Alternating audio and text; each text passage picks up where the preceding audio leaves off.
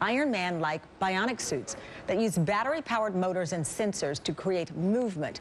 The technology was originally developed to help soldiers carry heavy loads during war, but it could soon make wheelchairs a thing of the past. And joining me live now here in studio is Exobionics CEO and co-founder Nathan Harding, also with us. It's an honor to have him. Air Force veteran Billy Woods, who's been able to walk for the first time in 4 decades thanks to the exoskeleton. Thank you so much for joining us. Thank you both.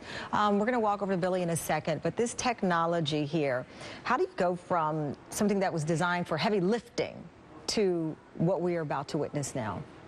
Well, it's amazing, really, how much of the technology crosses over. I mean, we started in the military space, working with Lockheed Martin, our partner there, where you're right, it's all about carrying loads.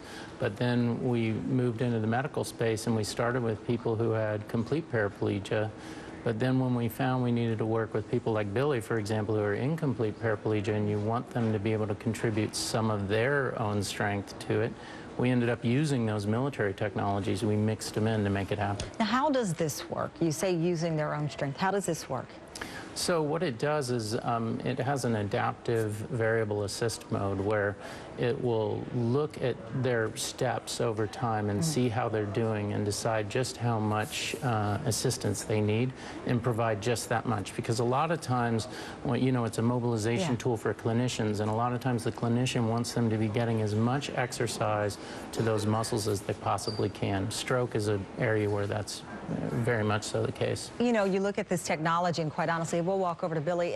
You think about the costs associated with this. I mean, how accessible would something like this be? It's considering also the number of vets, for example, after the wars in Iraq and Afghanistan, who would come home and perhaps benefit from something like this. Right.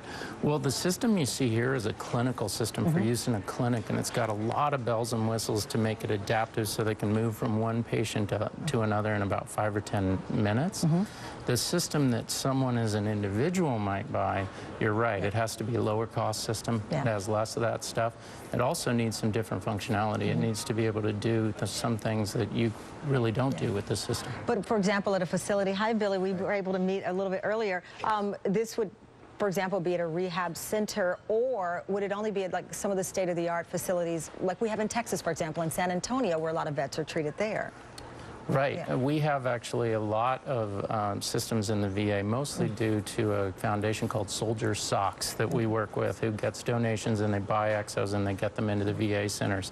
And there they're used for veterans who have had a spinal cord injury, but they're also used a lot of veterans who have stroke. What makes Billy the perfect candidate here, other than that he's awfully handsome fella here? What makes him, he's TV friendly as we call it, what makes him a great candidate for this? Well, he's a really interesting example of incomplete paraplegia.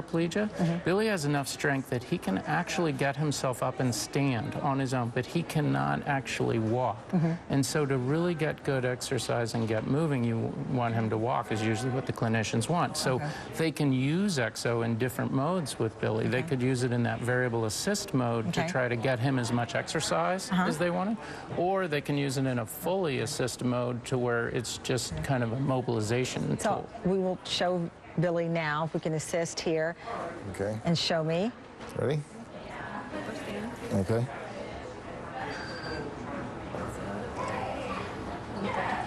Okay.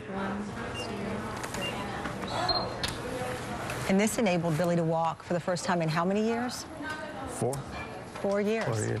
How do you feel being able to stand and walk? Well, it helps a lot with my circulatory system, and physically it feels real good. But it's also self-esteem-wise. I can stand up, I can look at people in the eye, I can talk to you. It just feels real good. I feel I get my exercise, and it makes me feel great. I can see you're getting emotional here, well, and you're now going to make me emotional. I'm easy to go, you know? Yeah, so am I. I'm waterworks here, but 4 years. You said emotional.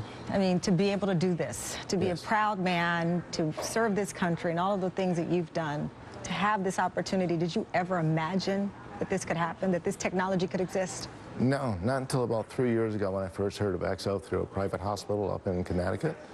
I didn't even know it existed. So when it came out, I volunteered right away. You know, so I just keep volunteering, and doing it, and the more I do it, the more fun I have, and the better I feel about it. Can we see it? Can we see it? Yes. Here, hold for walk.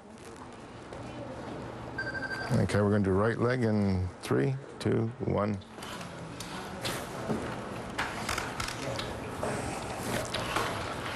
Up. Okay. Wow.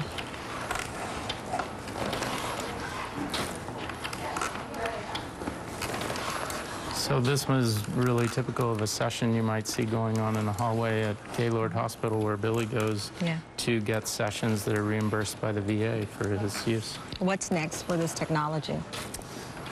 Well, we're actually next branching into the industrial sector because we're a little different as an exoskeleton company. We see this as a broad industry that goes into military, it goes into medical. It's also going to go into industrial and commercial. We're going to do a little hop. Our next step is into industrial where it's all about carrying heavy tools. Okay. And we're going to walk. those tools to prevent back injuries, but also to just increase productivity. Holding for walk.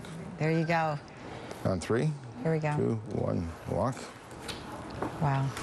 Well, Billy, thank you so much for letting us be a part of this journey. I think we should all just walk to lunch. That does it for this edition of News Nation. Thank you so much for joining us.